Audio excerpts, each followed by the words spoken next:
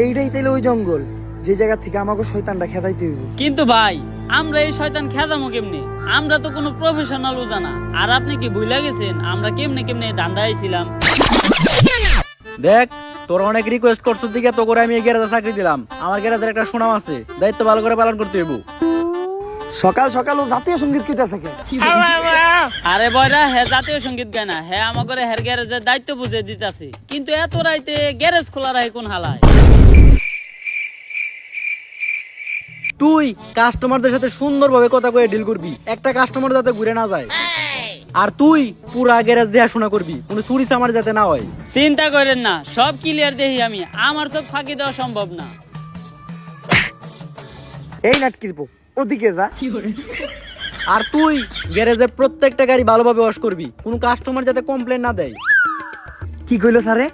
হ্যাঁ মাইয়া আমার লগে বিয়া দিব? জানতাম, চেহারা তো আমার খারাপ না, চুলগুলাও শাহরুখ খানের মতো। হ্যাঁ মাইয়ার লগে বিয়া দিব মানে গ্যারেজের মালিকই তো আমি। যাই আরাম করি গা, এখন থেকে আর কাম কাজ করার কোনো চিন্তা নাই। এই ভাই, এই গাড়ির সামনের চাকার টায়ার আছে নাকি? আরে এই গাড়ির সামনের চাকার টায়ার আছে?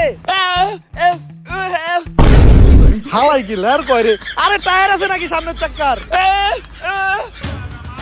দূর বাবা, কি কয় না কয় কিছুই বুঝি না। এই দোকানদার কামি করাবো না।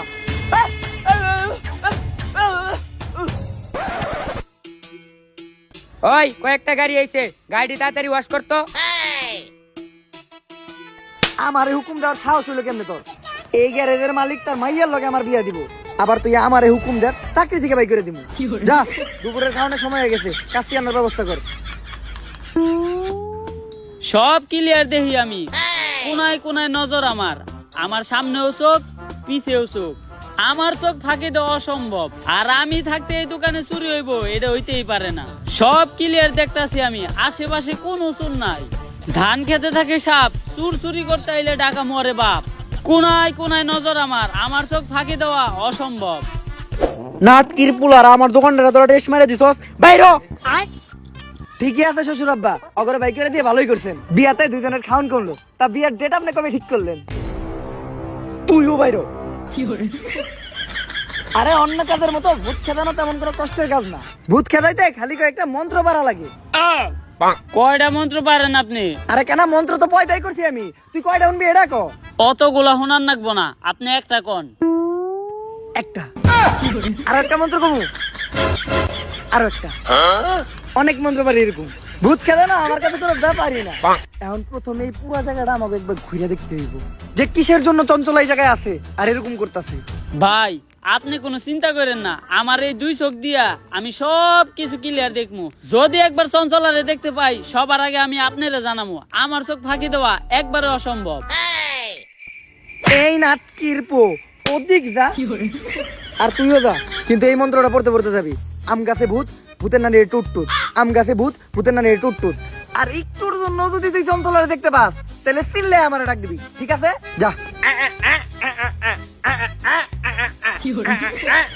বুবা হালাই আমার নানি রেখে লিছিল কে?